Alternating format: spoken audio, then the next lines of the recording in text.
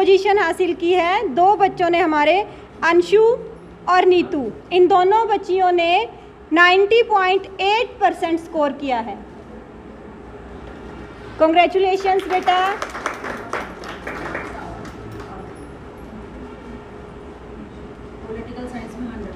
Political science में इस बच्ची ने 100 आउट ऑफ 100 स्कोर किया है।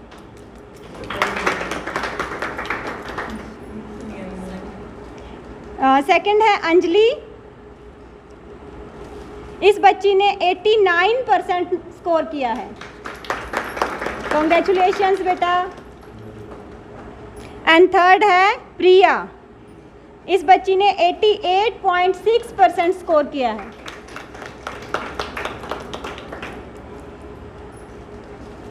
कॉन्ग्रेचुलेशंस आप सभी को। और 10th क्लास में हमारे लिटिल स्टार्स हैं खुशी, फर्स्ट पोजीशन है इस बच्ची की, 95.6% स्कोर। सेकंड है Kanika, daughter of Radhe Shyam, 95% marks आए इस बच्ची के।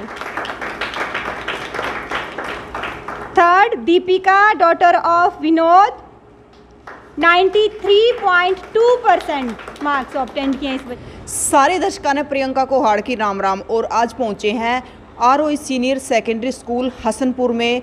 जींद ज़िले का ये गांव है और हसनपुर स्कूल में यहाँ पर उन लड़कियों को आज सम्मानित किया गया है जिन लड़कियों की मेरिट आई है। और कितनी लड़कियों की यहाँ पर मेरिट आई है, तो प्रिंसिपल मैम हमारे साथ है, उनसे पूछेंगे। देखो, एक सरकारी स्कूल होते हुए भी और नाम मात्र फीस में और लड़कियों ने यहाँ पर मेरिट प्राप्त की है, तो इनसे पूछेंगे। राम राम मैडम जी। राम राम जी। तो कितनी लड़कियों की मेरिट आई मैम? मेरे पास 10th में 47 बच्चे थे और 47 में सभी बच्चे पास है, 100% रिजल्ट है और 22 बच्चों की मेरिट आई है और टॉप पोजीशंस लड़कियों ने हासिल की है। फर्स्ट पोजीशन खुशी ने, सेकंड कनिका ने और थर्ड दीपिका ने। और इन बच्चों के लिए मैं ये कहना चाहूँगी कि खाली 10th में अच्छा नहीं किया, अब भी इन बच्चों की हिम्मत, हौसला का जुनून है। ये बच्चे चाहते हैं हम लाइफ में कुछ अलग करें।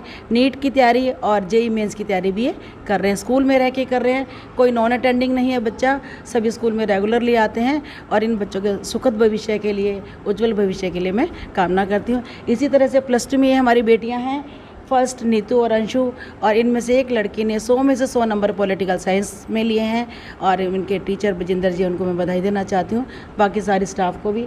सेकंड पोजीशन अंजलि है, थर्ड पोजीशन भी हमारी एक बेटी ने ली है। इन बच्चों के लिए बहुत बहुत शुभकामना मैं देती हूँ। मैम, इस साइड भी आपकी 3 लड़कियां हैं और इस साइड भी 3 लड़कियां हैं, लेकिन लड़का कोई नज़र नहीं आ रहा। लड़के हैं तो पोजीशन में, पर वो 7वीं 8वीं पोजीशन से स्टार्ट होते हैं। ऊपर की सारे स्थानों पर कब्जा लड़कियों ने ही किया है। हम यही कह सकते हैं कि बेटियां आप किसी परिचय की मोहताज नहीं हैं। अभी बेटियां खुद अपने से, बेटी बचाओ बेटी पढ़ाओ अभियान बहुत पहले शुरू हुआ था। पहले भी लड़कियां पढ़ती थी, ऐसी बात नहीं है, परंतु अब माता पिता की सोच में भी बदलाव आया है। मेरे पास तो जो बच्चे आते हैं दूर दूर के गांव से भी आते हैं। अब इनमें से भी बच्ची कोई मोहम्मद खेड़ा से, कोई पोपड़ा से, कोई बिघाना से है, कोई अलेवा से है। अब ये नहीं है कि गाँव में स्कूल नहीं है तो बच्चियों को स्कूल मत भेजो। माँ बाप ने भी हिम्मत की कि इन बच्चों को भेजा, हमारे पर भरोसा रख के। मेरे टीचर्स ने भी पूरा भरोसे को कायम रखा और इनको बड़ी मेहनत से पढ़ाया। फिर तीसरा काम इन बच्चियों ने किया जो इनको स्कूल में करवाया, घर जाके भी पढ़ा। और ये ट्रायंगल जब पूरा हो जाता है पेरेंट्स का, टीचर्स का और बच्चों का, तभी बच्चे कामयाब होते हैं। और ऐसा ही मेरे स्कूल के बच्चों ने और मेरे स्कूल के अध्यापकों ने कर दिखाया है। और मैं यही कामना करूँगी कि मेरा स्कूल हमेशा ऐसे ही और बुलंदियों को छूता रहे और नए नए सफलता के आयाम हासिल करे। मैम देखो, कहने को तो मतलब आरओई स्कूल एक सरकारी स्कूल है, लेकिन प्राइवेट स्कूलों को भी पीछे छोड़ रहा है कहीं ना कहीं। यही है इसमें कि मेरे अध्यापकों का और बच्चों का ज़ील है, इनकी डेडिकेशन है। बिना समर्पण के तो कुछ होता नहीं है। इनकी क्लासेस भी नियमित रूप से लगती है, टाइम से सिलेबस पूरा होता है। फीस सरकारी ही है। 6 से 8 की बच्चियाँ फ्री भी हैं मेरे पास, 9 से 12 तक वही गवर्नमेंट स्कूल वाली फ़ीस है। और मेरे तो अध्यापक भी दूर दूर से आते हैं, आके फिर भी अपना बेस्ट देने की कोशिश करते हैं और बच्चे भी दूर से आके भी बेस्ट पढ़ने की कोशिश करते हैं। और इनका अभी ये मेरे स्कूल में हॉस्टल भी शुरू होने वाला है, तो लड़कियों की और भी समस्या दूर हो जाएगी और फिर शायद ये भी होगा कि बच्चों को पढ़ने का टाइम ज़्यादा मिलेगा और लड़कियां और भी अच्छा सा कार्य करेंगी। देखो मैम, हमारे समाज में एक धारणा बनी हुई है सरकारी स्कूलों के प्रति। बहुत कम लोग चाहते हैं कि सरकारी स्कूल में जाए, जितने बड़ी बिल्डिंग होती हैं उन स्कूलों में भेजते हैं। तो क्या कहना चाहोगे हमारे समाज के लोगों को?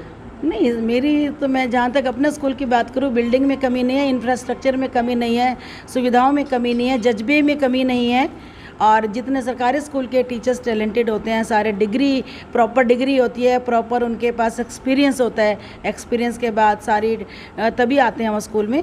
बस उनमें समर्पण की भावना तो ऐसा नहीं है कि सरकारी स्कूल वाले काम नहीं करते, सरकारी स्कूल वाले भी बहुत काम करते हैं, ऐसा नहीं। तो एक लड़की ने 100 में से 100 अंक प्राप्त किए पॉलिटिकल साइंस में। सर आप बताइए सबसे पहले, क्योंकि आपका सब्जेक्ट है ये। मैं आर्ट्स का टीचर हूँ, तो पॉलिटिकल साइंस पढ़ाता हूँ। तो बच्चों की मेहनत को भी और जो हमारी अपना मार्गदर्शन है उसमें मैं तो इनकी मेहनत को ज़्यादा मार्क्स देना चाहूँगा कि इन्होंने मेरे कहने से उस प्रकार से काम किया कि 100 में से 100 नंबर लेके आ रहे हैं। और केवल 100 में से 100 नहीं, मैक्सिमम बच्चों के जो हैं 23 जैसे टोटल स्टूडेंट थे मेरे पॉलिटिकल साइंस में, तो उसमें से 11 बच्चों के जो हैं अराउंड 97 96 ऐसे नंबर आए हुए हैं। मैं उनको भी 100 ही मानता हूँ। और इसने विशेष कमाल कर दिया है, ये जिस दिन लास्ट दिन मुझसे मिल के गई तो मैंने इसको नोट्स दिए और ये आई मेरे पास। तो मैंने कहा बेटे नोट्स तो मैं दे दूंगा तेरे को, तैयारी भी और मार्गदर्शन भी पूरा दूंगा, लेकिन 100 में से 100 नंबर लेके आना। ये मेरे प्रॉमिस करके गई थी और ये 100 में से 100 लेके आई है ये। वैसे ही फर्स्ट। हाँ, और वैसे भी फर्स्ट पोजीशन है इसकी आर्ट्स में जो है। तो बच्चों ने भी मेहनत की है, हमने भी मेहनत की है, दोनों की मेहनत मिलके रंग लाई है, तो इस वजह से। पूरा क्या नाम है? हिमांशु। कहाँ से आते हो? असम से मैम। असम से। तो daily up down? Yes ma'am, daily up down था। अच्छा, तो अब +2 हो चुकी है। Yes ma'am. तो आगे क्या करना आप? आगे बीए करना, आगे यूपीएससी की भी तैयारी करनी है। तुम वो स्कूल में ही पढ़ते थे या घर जाके पढ़ते थे? स्कूल में भी पढ़ती थी मैम, घर जाके भी पढ़ती थी। मम्मी ने भी काफ़ी स्पोर्ट्स किया, टीचर्स ने भी काफ़ी स्पोर्ट्स किया, प्रिंसिपल मैम ने भी टाइम टाइम पे मोटिवेट किया। और यहाँ के माहौल की बात करें तो स्कूल का माहौल कैसा है? बहुत, यहाँ का माहौल तो बहुत अच्छा, मतलब दूसरे स्कूलों से जहाँ से मैं पढ़ के आई हूँ वहाँ से भी काफ़ी अच्छा था। तो मतलब अपनी तरफ से कुछ कहना चाहोगे कि बाकी बच्चे आपसे मोटिवेट हो सके? क्योंकि इस उम्र के बच्चे हैं ना, कई बार रास्ता भटक जाते हैं, तो कुछ कहना चाहोगे? मैम चलो कोई नहीं, पूछ लेते हैं। क्या नाम गुड़िया? अंजलि है मैम। अंजलि, आपका कौन सा गांव है? मैं मलेवा। मलेवा। तो अब आपको आगे क्या करना है? मैम एसएससी कोचिंग ले रखी है और बीए के बाद लॉ करनी है। बीए के बाद। तो गुड़िया आपका क्या नाम है? प्रिया में। आप कहाँ से? मोहम्मद खेड़ा से। मोहम्मद खेड़ा से। तो देखो इन सभी लड़कियों ने मेरिट ली है +2 में। अच्छा मैम, ये चीज़ मैं आपसे पूछना चाहूँगी एक बारी, इस उम्र में ज़्यादातर लड़कियाँ रास्ता भटक जाती हैं, तो उसके लिए थोड़ा आप, क्योंकि माता पिता को भी पता चलना चाहिए कि बच्चों को कैसे ट्रीट करना चाहिए। ज़्यादातर तो नहीं कहूँगी, हाँ ये कुछ उम्र का प्रभाव लगा लो या फिर सोशल मीडिया का। हमारे पास बच्चों को एक एसेस इंटरनेट यदि उनके पास है तो उनके बिगड़ने के भी चांस हैं, परंतु संवरने के भी चांस है। ये बच्चे पे भी डिपेंड करता है, पर बच्चे तो आखिर बच्चे ही होते हैं। टीचर्स को भी इसमें पूरा योगदान देना होता है, अपना बताना होता है बार बार कि बच्चों ये सही है, ये गलत है। और ये खैर ये बच्चे तो बहुत ही अच्छे हैं जो मेरे साथ खड़े हैं। कुछ बच्चे शरारती हो जाते हैं, माँ बाप की भी नहीं सुनते, तो माँ बाप भी टीचर्स से ही उम्मीद करते हैं, क्योंकि बच्चों की इस उम्र में क्या होता है, मम्मी पापा कोई बात बोलेंगे नहीं मानते हैं, अब तो ऐसे बोलते रहते हो। बच्चों की माँ बाप की शिकायतें आती है, पीटीएम की थी मैंने, तो अधिकतर पेरेंट्स की यही बात थी कि बच्चे हमारी बात नहीं सुनते। फिर हम हाँ बढ़ते हैं कि आपके नहीं सुनते, हमारी सुनेंगे। फिर हम और हमारी टीम कोशिश करते हैं बच्चों को पग पग पर बताने के लिए, बेटा ये सही नहीं है, ये सही है। कई बार ऐसे नहीं सुनते बच्चे, कोई प्रेरणा दे कहानी से सुनाते हैं, शिक्षा से सुनाते हैं, पुराने एक्सपीरियंस बताते हैं उनको कि उसने ऐसे मेहनत की तो कामयाब हो गया, अब जीवन सफल है। ऐसे बच्चों के साथ तो बार बार लगना पड़ेगा, हर रोज़ लगना पड़ेगा, माता पिता को भी, पेरेंट्स को भी, या फिर हमारे टीचर्स को। दोस्त ऐसे हो सकते हैं, सबसे ज़्यादा बिगड़ने का कारण पीयर ग्रुप में रहना होता है। दोस्त ही बच्चों को गलत काम करने के लिए बोलते हैं। यदि बच्चे को ये समझ है कि मेरे टीचर सही कह रहे हैं, मेरे माता पिता सही कह रहे हैं और मुझे अपने भविष्य की चिंता है, तो कोई भी बच्चा अपनी लाइन से नहीं उतरेगा और वो कामयाब जरूर होगा। वे 3 लड़कियां हैं जिन्होंने 10वीं क्लास में मेरिट ली है। देखने में छोटी छोटी हैं लेकिन हौसले बड़े बड़े हैं इनके। गुड़िया क्या नाम है? खुशी में। कहाँ से आते हो आप? हसनपुर से। हसनपुर से ही। तो कितने नंबर आए आपके? 95.6 478 आउट ऑफ 500। तो अभी मैम बताया कि नीट की तैयारी भी है साथ में। Yes ma'am. ओके, घर पे पढ़ते हो? Yes ma'am. तो क्या कहना चाहोगे बाकी बच्चों को, किस प्रकार से पढ़ना चाहिए कि वो भी आपके जितने अंक प्राप्त कर सके? मैम रेगुलर स्टडी बहुत ही ज़रूरी है मैम। क्या नाम गुड़िया? कनिका मैम, आप कहाँ से आते हो? पोपड़ा मैम। पोपड़ा से। तो आपके कितने अंक आए हैं? 475 आउट ऑफ 500। गुड़िया आपका? मैम दीपिका, कहाँ से आते हो? मोहम्मद खेड़ा से। मोहम्मद खेड़ा से। तो आपके कितने अंक आए हैं? 466 आउट ऑफ 500। तो आगे क्या बनना है? हम इंजीनियर। इंजीनियर? अच्छी बात है।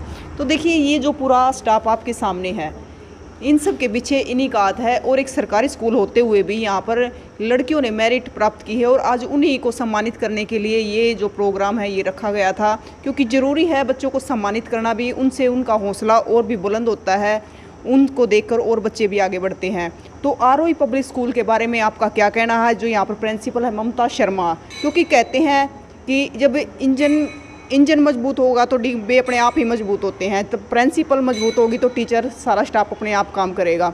तो क्या कहना है कमेंट बॉक्स में ज़रूर बताएं और तस्वीरों को ज़्यादा से ज़्यादा शेयर करें। फिर मिलेंगे दोस्तों, जय हिंद।